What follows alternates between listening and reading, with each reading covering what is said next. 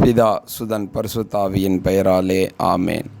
இயேசுவில் பிரியமுள்ள சகோதர சகோதரிகளே, இயேசு கிறிஸ்துவின் ஈடு இணையற்ற நாமத்தில் டிவைன் வாய்ஸ் சேனல் மூலமாக உங்களை சந்திப்பதில் மீண்டும் மகிழ்ச்சி கொள்கின்றேன். தவமும் ஜபமும் என்ற தலைப்பில் இன்றைய சிந்தனையாக நம் தடைகளை ஆண்டவர் தகர்த்தெறிந்து நம்மை முன்னே அழைத்து செல்கின்றார்.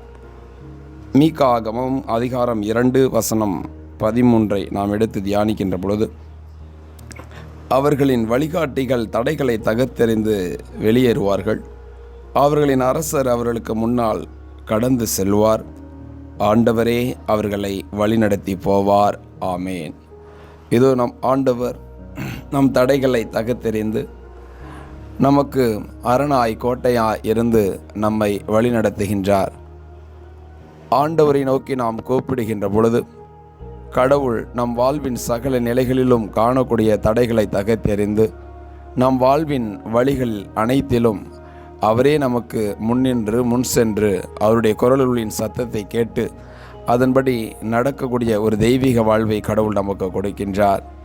அன்று இஸ்ரேல் ஜனங்கள் ஆண்டவரை நோக்கி கூக்குரலிட்ட பொழுது அவருடைய துன்ப நிலையை அறிந்து மோசேயின் வழியாக கடவுள் மக்களை எகிப்திலிருந்து கானான் நோக்கி வழிநடத்தி சென்ற பொழுது அவர்கள் செங்கடல் என்கின்ற தடையை கடந்தார்கள். யோர்தான் தடையை கடந்தார்கள். எரிகோ கோட்டை தகர்த்தெறியப்பட்டது. அவ்விதமாய் நம் வாழ்விலும் நம் முன் இருக்கக்கூடிய சகல தடைகளையும் தகர்த்தெறிந்து கடவுள் நம் வாழ்வையும் பாலும் தேனும் ஓடும் கானான் தேசம் கொண்ட ஒரு தெய்வீக வாழ்வை கடவுள் நமக்கு கொடுப்பதற்காய் இந்த தவக்காலத்தை நமக்கு முன்குறித்து வைத்து கொடுத்திருக்கின்றார். தட்டி தடவையாவது நாம் அவருடைய திரு சமூகத்தில் நாம் வருகின்ற பொழுது நம் வாழ்வில் முன்னேறி செல்வதற்கு தடை ஒரு பொருட்டும் நம் வாழ்வில் தடை அல்ல. தடைகளை எல்லாம் தகர்த்தெறியக்கூடியவர் நம்முடன் இருந்து ஏசாயா 30:21 சொல்லப்பட்ட வார்த்தையின்படி அவருடைய குரல் ஒளியின் சத்தத்தை கேட்டு பின்னிலிருந்து அந்த சத்தம் நம்முடைய செவிகளில் ஒவ்வொரு நாளிலும் கடவுள் வார்த்தையின் வழியாக நம்மை சந்தித்து நம்மை வழிநடத்துகின்றார். ஆகையால் தடை கற்களை அகற்றுவோம்.